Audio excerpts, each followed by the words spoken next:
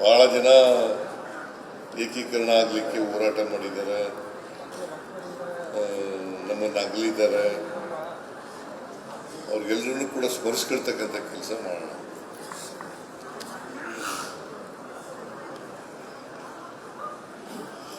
So ನಾನು ಹೆಚ್ಚು ಮಾತಾಡಕ್ಕೆ ಹೋಗಲ್ಲ. ನಿಮಗೂ ಎಲ್ಲ ಬೇಸರ ಆಗ್ಬಿಟ್ಟಿದೆ ಕೇಳಿ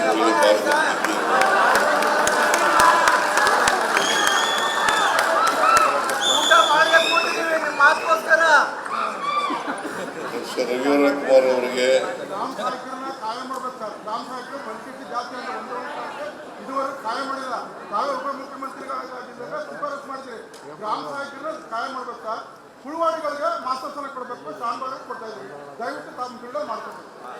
ನೀನು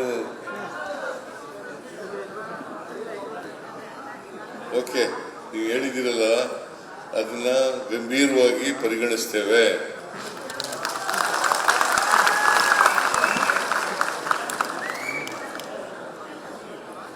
ರವಿವರ ಕುಮಾರ್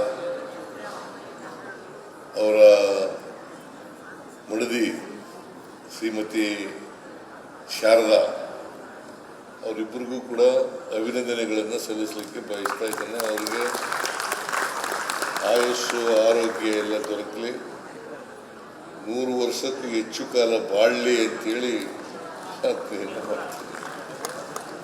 ನನಗಿಂತ ಚಿಕ್ಕವರು ಇರಬೇಕು. ರವಿವರ್ಮ ಕುಮಾರ್ ನನಗಿಂತ 7 ವರ್ಷ ಚಿಕ್ಕವರು ಇರಬೇಕು. ನಾನಂತೂ 100 ವರ್ಷ ಇದ್ದೇ ಇರ್ತೀನಿ.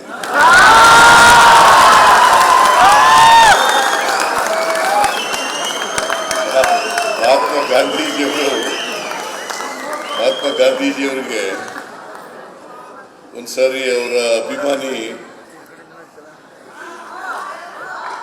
ಪತ್ರ ಬರೀತಾರೆ. ಏನಂತ ಅಂತಂದ್ರೆ, ನೀವು 100 ವರ್ಷ ಬಾಳಿ ಅಂತ ಬರೀತಾರೆ. ಅದಕ್ಕೆ ಉತ್ತರ ಏನ್ ಕೊಡ್ತಾರೆ ಗೊತ್ತಾಗ ಮಹಾತ್ಮ ಗಾಂಧೀಜಿಯವರು, ನೀನು 100 ವರ್ಷ ಕಡಿಮೆ ಹೇಳ್ಬಿಟ್ಟಿದ್ಯಾ, ನಾನು 125 ವರ್ಷ ಬದುಕಬೇಕು ಅಂತ ಅನ್ಕೊಂಡಿದ್ದೀನಿ ಅಂತ ಉತ್ತರ ಬರೀತಾರೆ. ಅದರಿಂದ ನಾನಂತೂ ಅನ್ಕೊಂಡಿದ್ದೀನಿ 100 ವರ್ಷ ಬಾಳ್ಬೇಕು ಅಂತ ಅನ್ಕೊಂಡಿದ್ದೀನಿ ಅಲ್ವಾ. 78 ತುಂಬಿ 79ನೇ ವರ್ಷ 3 ತಿಂಗಳು ಆಗೋಯ್ತು. 4ನೇ ತಿಂಗಳು ನಡೀತಾ ಇದೆ. ಅಭಿಮಾನಿಗಳಿಗೋಸ್ಕರ ನೀವು ಸಂದೇಶ ಸಾಕ್ಬಿಟ್ಟೆ ಹೋಗ್ಬೇಕು, ನಾನು ಇರ್ತೀನಿ ಅಂತ. ಅದರಿಂದ ಅವ್ರಿಗೆ ಆಯುಸ್ಸು ಆರೋಗ್ಯ ಏನು ಸಂಪತ್ತೇನು ಬೇಡ, ಆಯುಸ್ಸು ಆರೋಗ್ಯ ಇನ್ನೊಂದಷ್ಟು ಸಮಾಜದ ಕೆಲಸ ಮಾಡಲಿ ಅಂತಕ್ಕಂಥ ಶಕ್ತಿ ಕೊಡಲಿ ಅಂತೇಳಿ ಪ್ರಾರ್ಥನೆ ಮಾಡಿ ಈ ವಾರ್ಷಿಕೋತ್ಸವವನ್ನು ಅತ್ಯಂತ ಸಂತೋಷದಿಂದ ಉದ್ಘಾಟನೆ ಮಾಡಿ ಮುಂದಿನ ವರ್ಷ ಇನ್ನೂ ಹೆಚ್ಚು ಕೆಲಸಗಳನ್ನು ಮಾಡಿ ಅಂತಕ್ಕಂಥ ಮಾತುಗಳನ್ನು ಹೇಳಿ ನನ್ನ ಮಾತನ್ನು ಮುಗಿಸ್ತೇನೆ. ಜೈ ಹಿಂದ್, ಜೈ ಕರ್ನಾಟಕ.